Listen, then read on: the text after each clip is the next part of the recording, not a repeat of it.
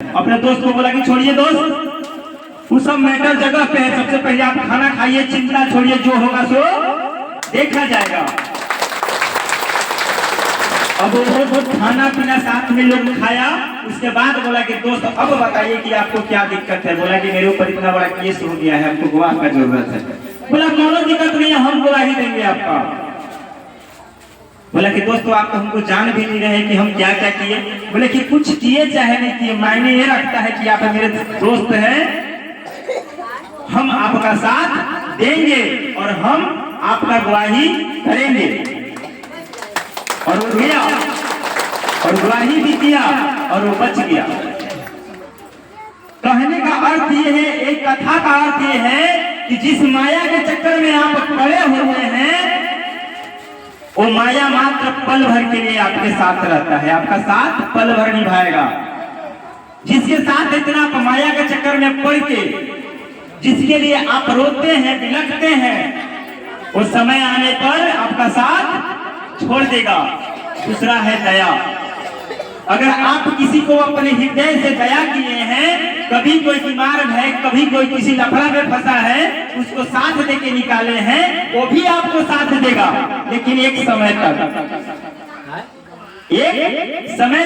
उससे ज्यादा आपको साथ नहीं देगा। इस प्रकार से उसका दूसरे का दोस्त साथ दिया कि हम आपको अदालत के गेट तक, तो कोई भी जिसको आप दया किए हैं वो भी आपको दया करके एक समय तक साथ देगा। लेकिन तीसरा दोस्त भक्ति, भगवान का श्री चरण, भगवान का भक्ति, वो तीसरा दोस्त है जो कितनों आपसे रुष्ठा हो, कितनों आप भक्ति से अलग हो, लेकिन भगवान के श्री चरण में जाके एक बार अगर आप भक्ति करेंगे तो जन्म जन्म तक आपको साथ मिलेगा। ये है कथा। इस कथा का अर्थ यही है कि माया कभी साथ नहीं देगी, दया कुछ समय तक साथ देगा, लेकिन जो आप भक्ति तन मन से पूर्ण समर्पण के साथ परमात्मा को कर रहे हैं, जब तक आप धरती पर रहिएगा तब तक साथ मिलेगा। जब आप मर जाइएगा, मरणोपरांत भी परमात्मा का भक्ति आपको साथ साथ चलेगा। इसलिए कभी माया में मत पड़िए। प्रेम कभी माया नहीं होता है। जो भगवान से प्रेम करता है उससे पूछिए।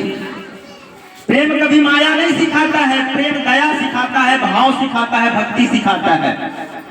अभी हम लोग आते हैं ना कि तुम ही हो माता पिता, तुम ही हो बंधु सखा, तुम ही हो, क्या है? भगवान के साथ प्रेम है, स्नेह है, यही भक्ति है, यही भक्ति है, अलग कुछ नहीं होता, कुछ नहीं होता अलग। आप पूरा जितना वेद होता है सारा वेद को पढ़ लीजिए। हर वेद को पढ़ने के बाद इसे बोलते हैं ना कि पूरा बोरी का आटा जब आप चलनी में छानिएगा, चालिएगा, तो इतना सा उसमें से चोकर निकलता है कि नहीं निकलता है?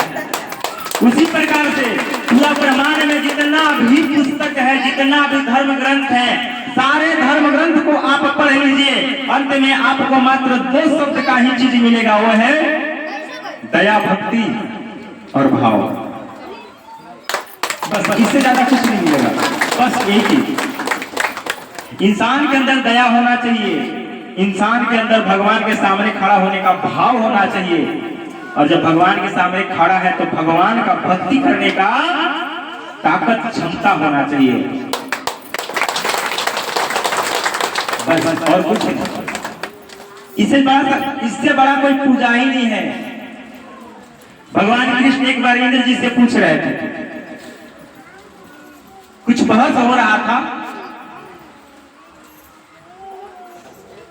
कि पूजा क्या है। लोग हमारे पूजा करते हैं,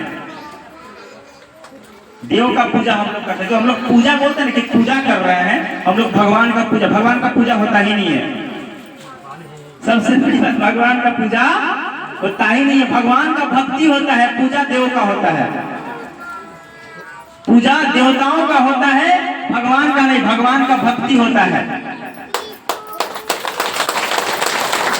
फिर भी इंद्र को भगवान कृष्ण बता रहे थे कि हे इंद्र, तुम जिसको पूजा कर रहे हो, क्या किसी को नैवेद्य चढ़ा देना पूजा है? क्या अगरबत्ती जला के 4 बार घुमा देना पूजा है? क्या फल फूल प्रसाद चढ़ा देना पूजा है? नहीं। पूजा किसका नाम है? श्रद्धा, प्रेम, भाव और भक्ति को ही पूजा कहते हैं। पूजा का दूसरा नाम और कुछ नहीं। जिसके मन में अगर किसी के लिए अगर निमित्त मात्र भी दया नहीं है तो कभी पूजा और भक्ति नहीं कर सकता। जो किसी को देख के घृणा दिया वो कभी पूजा नहीं कर सकता। और लिख ले हम आज मुड़ी पटक के मंदिर में मर जाए, कभी भगवान से मुलाकात नहीं होगा। इसीलिए हमारे गुरुवर बोले थे कि जो चलहाक है भगवान उसको कभी नहीं मिलते। चलहाक को भगवान नहीं मिलते हैं। जो मंदबुद्धि का मतलब का पागल नहीं, जो शांत दिमाग से और भगवान पे भक्ति करके विश्वास करता है, परमात्मा उन्हीं को अनुग्रह आशीष देते हैं, अन्यथा किसी को नहीं देते। एक भजन आप लोग कौन सुनाए थे? बहुत छोटा सा भजन नहीं जाएंगे। निर्बल हो के कोई जब उन्हें पुकारा है। निर्बल मतलब का मन से निर्बल, आत्माओं से निर्बल होना है। कोई शक्ति सामर्थ्य हम में नहीं है। परमात्मा जो करना है सो आपको करना है। हम तो एक माध्यम है ईश्वर, जो आप बना के धरती पे भेजे हैं। आप जो करवाते हैं परमात्मा हम करते हैं, क्योंकि करने वाले आप, कराने वाले आप, खाने वाले आप, खिलाने वाले आप, रोने वाले भी परमात्मा आप और हंसाने वाले भी परमात्मा आप। हमने कुछ नहीं है। कि निर्बल हो के कोई जब उन्हें पुकारा है,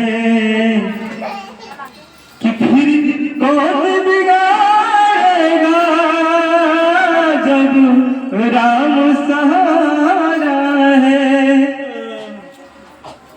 इस भरोसे जिंदगी को जिए आप। इस भरोसे अगर कभी जिंदगी को लेके चलिएगा, ढोइएगा, भगवान हमेशा आपको अपने हथेली पर रखेगा। हमेशा भक्ति करना है तो अटूट कीजिए। भक्ति करना है अटूट कीजिए, और नहीं करना है तो सीधा अलग हो जाइए। भक्ति में जो डूब गया वो संसार में बहुत ऊपर जाएगा, और जो भक्ति में टूट गया संसार उसको तोड़ देगी। संसार उसको तोड़ देगी, इसमें कोई शक नहीं है। पूर्ण समर्पण, आज एक चीज बता रहे आप लोग को, पूर्ण समर्पण। भागवत पढ़ा तो उसमें एक चीज मिला हमको। भगवान श्री कृष्ण कहते हैं कि हे अर्जुन, अपने आप में अभिमान करने से अच्छा है, अपने आप में अभिमान करने से अच्छा है पहले अपने आप को आईना में देख लो। जब तुम आईना में देखने जाओगे, वो आईना तुम्हें इतना साफ दर्शाएगा कि तुम्हें कमियां क्या है। जो हम आईना देखते हैं तो हम लोग क्या सोचते हैं? आंख में कुछ लगा हुआ है, बाल ऐसे है। वहां पे अपने आप को मत निहारिए, अपने अंदर बसे हुए उस आत्मा को निहारिए कि हम क्या हैं, क्या कर रहे हैं। क्योंकि कहा गया है कि जब हम खाना भी खाते हैं तो हम नहीं, स्वयं भगवान खाते हैं। ये मेरा मुख नहीं है, ये भगवान का मुख है। ये मेरा हाथ नहीं है, भगवान का हाथ। पूर्ण समर्पण का मतलब यही होता है। अच्छा, आप लोग में से जितना दीदी लोग हैं, भैया लोग से पूछेंगे, जितना दीदी लोग हैं, आप लोग अगर घर में खाना बनाती हैं तो क्या सोच के बनाती हैं? भगवान के लिए कि अपने घर के लिए? सच्चा दिल से बोलिएगा, भगवान के लिए कितने लोग बनाते हैं? सच्चा दिल से सत्संग में बैठे हैं, भगवान के लिए सोच के कितने बनाते हैं? झूठों के हाथ मत उठाइएगा। भगवान के लिए कि हम भगवान के लिए आज खाना बना रहे हैं, और अपने घर परिवार के लिए कितने बनाते हैं? लगभग सारे लोग।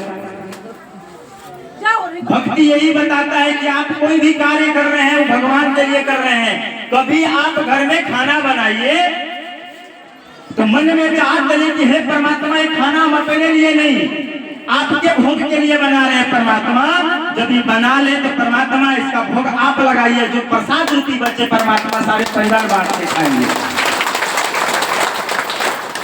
बना के देखिए खाना का स्वाद कैसा आता है। जब खाने बैठते हैं तो भगवान को ये कह के खाना खाने बैठिए कि भगवान हम नहीं खा रहे हैं, खाना आपको खाना है, ये आपको आपका भोग है। अगर हम खा रहे हैं तो परमात्मा हम नहीं, ये मुख मेरा नहीं, ये शरीर मेरा नहीं, आपका है। यानी परमात्मा जो मेरा है जो आपका है, तो आप खाना खा रहे हैं। आप जानिए खाना मेरा शरीर में पचेगा कि नहीं पचेगा। कभी सोच लीजिए, इसी को पूर्ण समर्पण करते हैं। यानी हे परमात्मा अगर हम यंत्र हैं तो आप यंत्री हैं, अगर हम रथ हैं तो चालक आप हैं, आपको चलाना है। भक्ति ऐसा कीजिए, ऐसा सोच के जब चलिएगा ना तो शैतान कभी आपको अटैक करने वाला नहीं है। दुख सुख की चिंता मत कीजिए। जो इंसान भक्ति में रहता है कभी दुख सुख का चिंता नहीं करता है। जो भक्ति करता है ना उसको सुख से मतलब है ना दुख से मतलब है। दुख आए तभी स्वागत करेगा और सुख आए तभी स्वागत करेगा। ये तो पता चला जब तक परमात्मा हमको आशीर्वाद दे रहे हैं तब तक हम सही हैं। बहुत बढ़िया हो गए, हमारा भूत प्रेत ठीक हो गया, शैतान दूर हो गया। पता चला 2 दिन के बाद ठीक झुलना दरसना चालू, तो आप भगवान का आशीर्वाद खत्म हो गया। और आप खत्म हो सकते हैं, भगवान का आशीर्वाद कभी खत्म नहीं होता। अगर भगवान का आशीर्वाद खत्म होना रहता तो भगवान श्री रामचंद्र का नाम आज संसार में गुजता नहीं। भगवान का नाम खत्म होना रहता तो भगवान कृष्ण का नाम का जयकारा कभी होता नहीं। हम और आप खत्म हो जाएंगे, लोग भूल जाएंगे, लेकिन हमारे बाप दादा भी रामचंद्र भगवान रामचंद्र का नाम लिए हैं और भगवान श्री कृष्ण का नाम लिए हैं। हम भी ले रहे हैं और हमारे आने वाले लोग भी लेंगे। हमारा आपका नाम भूल जाएंगे। भक्ति कभी खत्म नहीं होता, आशीर्वाद कभी खत्म नहीं होता। हम अपने मन से मिटाते हैं। मन को काबू कीजिए, भक्ति में डालिए, तब भगवान का शक्ति प्राप्त कीजिए। एकदम दया भाव से रहिए, प्रेम से रहिए, क्योंकि दया और माया में बहुत छोटा सा फर्क है जो आप लोग को बता दिए। लगता वही है कि माया कर रहा है, लेकिन दया करने का भाव अलग होता है और माया का भाव अलग।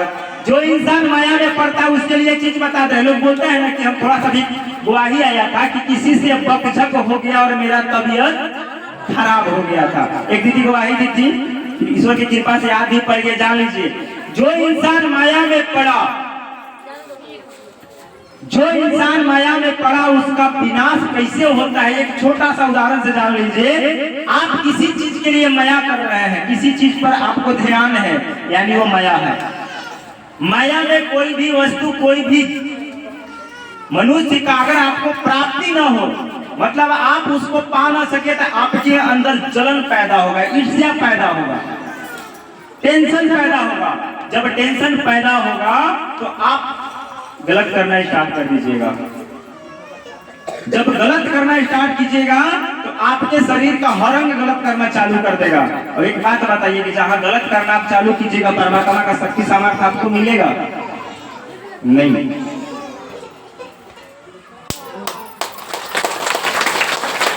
एक तुलसीदास जी का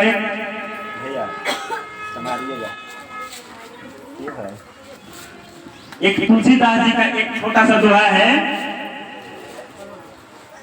कि दया धर्म का मूल है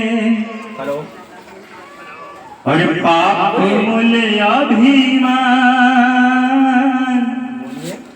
दया धर्म का मूल है कि दया धर्म का मूल है, बात करवाते हैं, ठीक है। पाप मूल अभिमान। तुलसी दया ना छोड़िए जब तक घटे में प्राण रे प्राणी, जब तक घटे में प्राण। दया का मूल्य है। जो दया में चलता है उसका कभी धर्म डगमगाता नहीं, उसका जड़ मजबूत होता है। पाप मूल्य अभिमान, जो पाप करता है वो हमेशा अभिमान में रहता है, अपने आप को घमंड में रहता है। आपके सामने भी अगर कोई अभिमान में है तो जान लीजिए कि उससे बड़ा पापी इस संसार में कोई नहीं है। दया कभी ना छोड़िए जब तक घटने हैं प्राण। परमात्मा से वही वाला आप क्या बोलते हैं उसको, वादा कर लीजिए ईश्वर से कि जब